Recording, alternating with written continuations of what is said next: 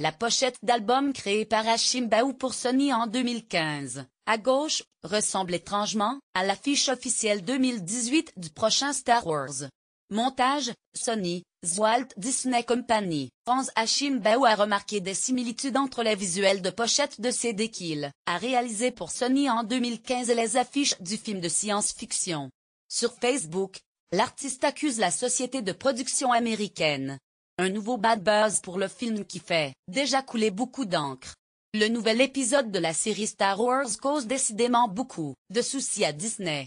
Il y a quelques semaines, d'inquiétantes rumeurs couraient sur ce spin-off de la saga qui doit conter la jeunesse de l'un de ses principaux héros, Han Solo.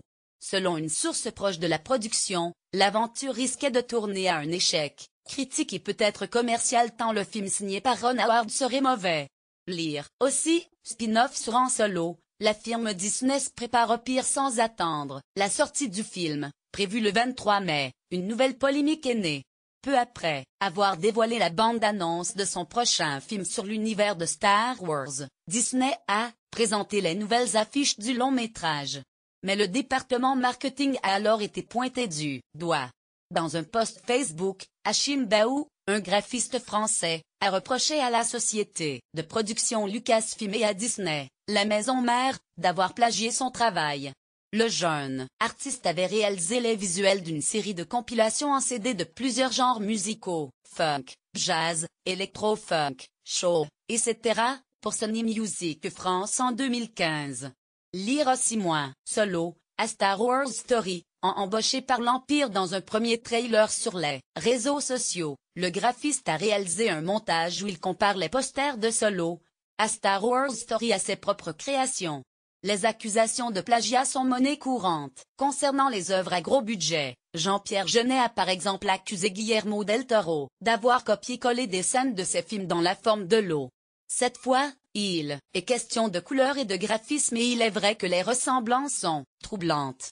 Le fond jauni des visuels et le style des personnages semblent tirés du même imaginaire.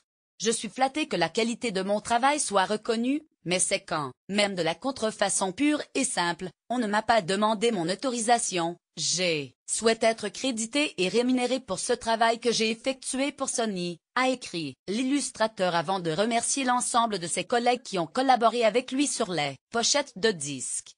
Lors de la parution des affiches du long-métrage, Lucasfilm n'a crédité aucun artiste.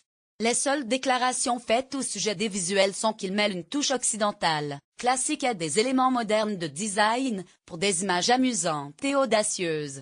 Des personnages, magnifiquement peints et des noms stylisés aux couleurs puissantes et à la toile patinée, ils capturent parfaitement le look et le ressenti de ce que nous avons vu du film, jusqu'à présent, précisait la maison de production en février.